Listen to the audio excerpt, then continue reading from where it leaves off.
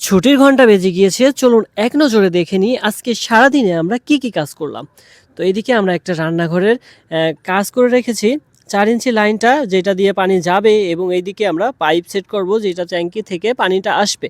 তো আমরা গ্রুপগুলো কেটে সুন্দরভাবে ছড়িয়ে রাখলাম আগামী দিনের জন্য। এদিকে একটা বাথরুম আছে, বাথরুমের কাজও সেম সিস্টেমে আমরা ৪ ইঞ্চি খোদাই করে এদিকে কনসিল কেটে রেখেছি। কালকে আমরা এটা সেটআপ দিব। তো ওইদিকে সেম সিস্টেমের আরেকটা বাথরুম, আরেকটা রান্নাঘর করা হয়েছে। এইটা ২ টা ভাইয়ের একটা ফ্ল্যাট। যেহেতু সেম সিস্টেমে ওই পাশে যা সিস্টেম এই পাশেও সেই একই রকমের কাজগুলো আমরা করেছি। তো বাইরের সাইডটা আমরা একটু দেখে চলুন। এই যে ২ টা পাইপ আমরা বের করে রেখেছি। একটা পানির পাইপ যেটা একটু ছোট করে রেখেছি, যে এই যেটা দিয়ে একটু গ্যাস গন্ধ কম বের হয়, এইজন্য এখানেই এটা রেখে দিয়েছি।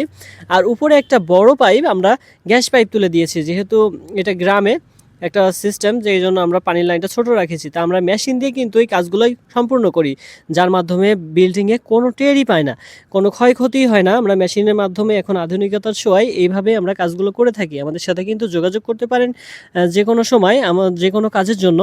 তো এই যে ছাদের পরিবেশটা দেখাই, আমরা গ্যাস পাইপটা তুলে সুন্দরভাবে সিমেন্ট বালি দিয়ে জাম দিয়ে দিয়েছি এবং সেম সিস্টেমে ওইদিকেও একই লাইনে একটা গ্যাস পাইপ রেখে দিয়েছি।